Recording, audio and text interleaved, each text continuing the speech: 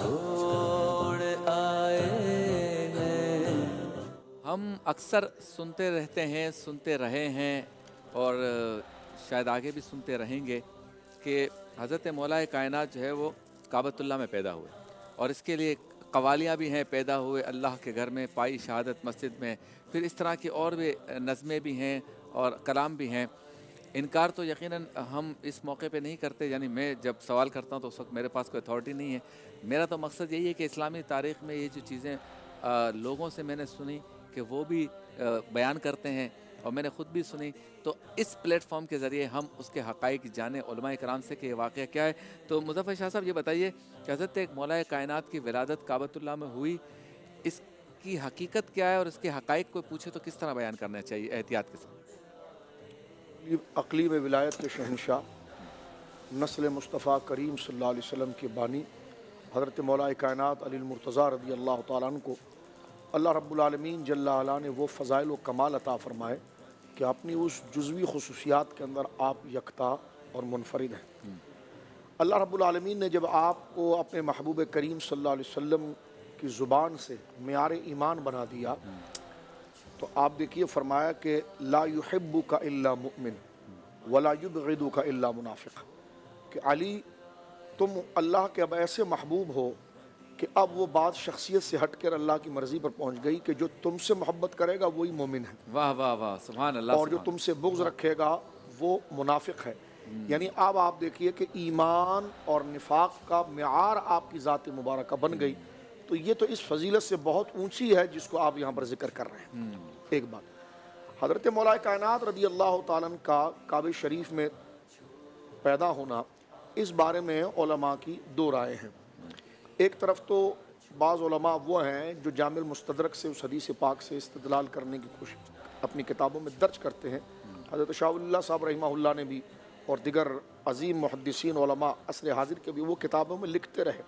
کہ ان علی ابن ابی طالب رضی اللہ تعالیٰ عنہ ولد فی جوف الکعبہ،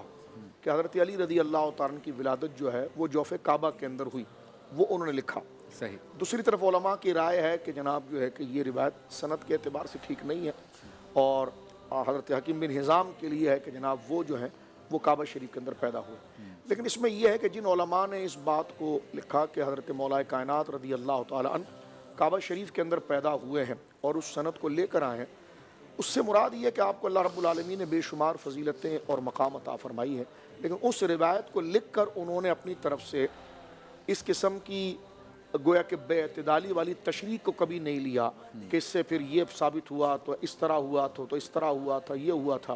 یہاں تک کہ وہ انبیاء کے مقام تک یا عصمت کے مقام پر یہ ان کا ثبوت نہیں ہے، بلکہ ایک فضیلت کے طور پر انہوں نے ذکر کیا۔ تو اگر یہ کہا جائے کہ حضرت مولا کائنات رضی اللہ تعالیٰ عنہ کعبہ شریف میں پیدا ہوئے، بعض محدثین نے لکھا ہے، اور یہ آپ کی ایک عظمت و شان ہے، لیکن اس عظمت و شان میں یہ اس سے ثابت نہیں ہوتا ہے کہ ان کے لیے وہ چیزیں تسلیم بھی کرنا شروع کر دیا جائے کہ جو انبیاء کرام علیہ السلام کا خاصہ ہے۔ صحیح۔ اچھا، اب دوسری طرف دیکھیے اگر کعبے میں ہے تو دوسری جگہ پر صحیح سند سے جو بات آ رہی ہے وہ حکیم بن حزام کی ہے، تو پھر یہ سارے نظریات پھر آپ کو ان کے لیے بھی ماننے پڑیں گے کہ یہ تمام چیزیں اگر وجہ فضیلت کعبے کی ولادت ہے، ہم یہ کہتے ہیں حضرت مولا کائنات رضی اللہ تعالیٰ عنہ کا تو مقام یہ کہ کعبہ خود آپ پر عرش کرتا ہے۔ واہ واہ، تو حضور سید عالم صلی اللہ علیہ وسلم نے جامع ترمذی کی حدیث ہے کہ کعبہ شریف کو دیکھ کر فرمایا کہ اے کعبہ تیری خوشبو